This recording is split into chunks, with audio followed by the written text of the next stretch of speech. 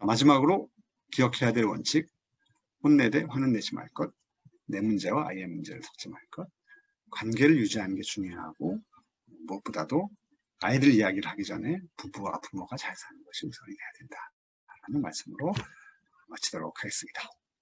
질문이 들어온 게 몇 가지가 있는데요.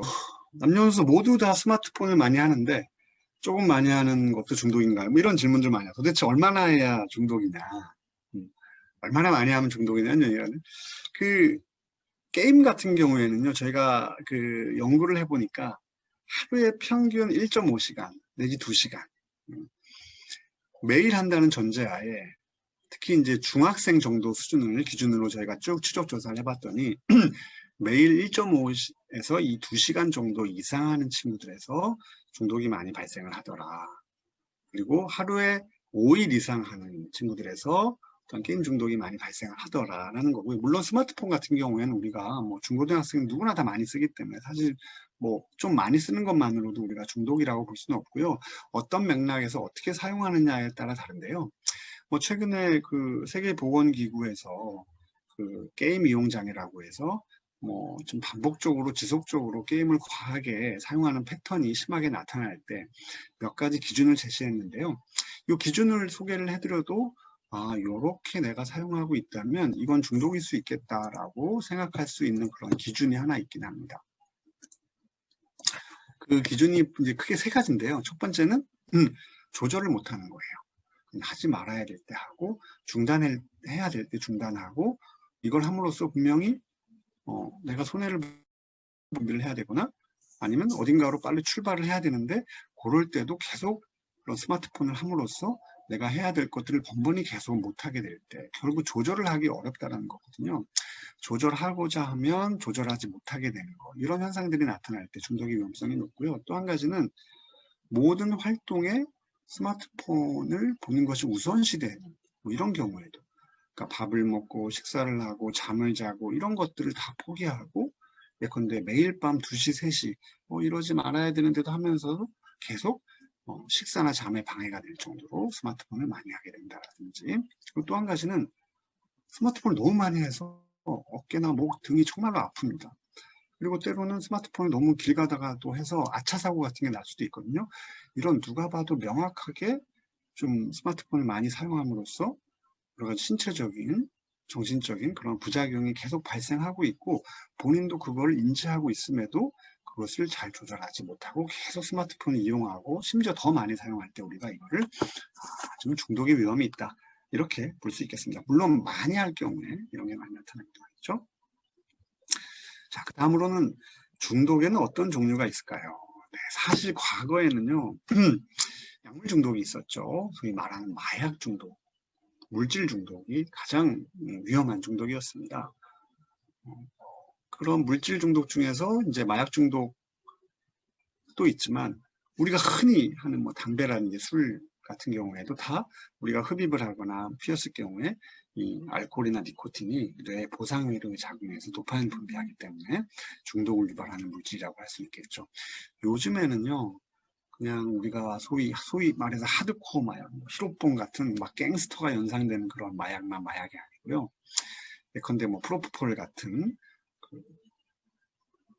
아주 간단한 시술을 할 때 쓰는 마취 진정제라든지 그다음에 오피오이드, 펜타닐 같은 그런 합성 오피오이드 계열의 진통제 같은 진통제라든지 졸피뎀 같은 수면제라든지 그리고 뭐 식욕 억제제라든지 이런 의사가 처방하는 의료용 마약류도 우리나라 국민 중에 3명당 1명이 사용하고 있을 정도로 아주 흔하게 처방되고 있기 때문에 이런 처방 중독성 의약품에 대한 중독도 상당히 심각하다고 얘기가 되고 있고요.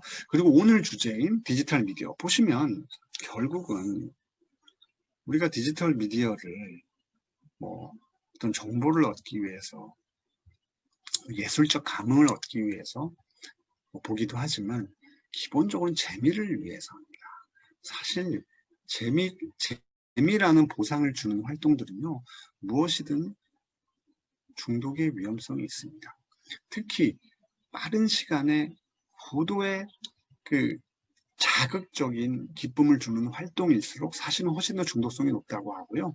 그 게임 중에서도 1인칭 슈팅 게임이라든지 그리고 오랫동안 길게 하는 게임이라보다는 5분, 10분 안에 결판이 나는 게임이라든지 그리고 게임 안에 어떤 확률형 아이템이라든지 그런 도박성, 사행성을 넣는 게임이라든지 아니면 포르노도 마찬가지죠. 포르노와 같이 아주 성적 자극을 과하게 유발한다든지 요즘은 또 게임 안에서도 다양한 그런 선속적 도구들을 이용하고 있고 이런 것처럼 뭔가 자극적이고 디지털 미디어가 다 그런 것이 아니라 자극적이고 강하고 아주 자극적인 보상을 시시때때로 계속 제공해주는 그러한 디지털 미디어 콘텐츠일수록 그것이 포르노든 게임이든 뭐 사행성이든지 간에 훨씬 더 중독성을 유발할 수 있기 때문에 최근에는 어찌됐건 그리고 이 접근성이라는 면에서 뭐 타의 추종을 불허하죠. 디지털 미디어라고 하는 것이요. 손 안에 있는 스마트폰 하나만으로도 24시간 언제 어디서든 접근이 가능하기 때문에 이런 디지털 미디어가 최근에 어떤 중독의 대상이 되는 것 중에 가장 문제가 된다고 할 수 있겠고요. 요즘 사실은 도박도요. 어떻게 보면 이 비대면 온라인 시대가 되면서 경륜장, 뭐 경마장, 내지는 뭐 강원랜드 이런 데의 접근성은 좀 떨어진 반면 온라인 불법 도박과 같이 디지털 미디어 온라인을 활용한 불법 도박들은 훨씬 더 문제가 심각해지고 있고 이런 문제들은 청소년들에게도 아주 부정적인 영향을 끼치고 있다고 합니다. 그래서 어찌됐건 디지털 미디어가 이런 것들을 가지고 요즘 들어서 행위 중독이라고 이야기를 하는데요. 이 행위 중독이라고 하는 게 이번에 그 2025년부터 적용될 그 세계보건기구의 국제표준질병 분류기구에도 등재가 돼서 어찌됐건 이런 새로운 시대 변화에 따른 그런 어찌됐건 그 사람을 기쁘고 즐겁게 만들고자 하는 것들에 대한 산업적 욕구가 있기 때문에 이러한 중독의 문제는 결코 줄어들지 않을 것이라고 판단이 되고요.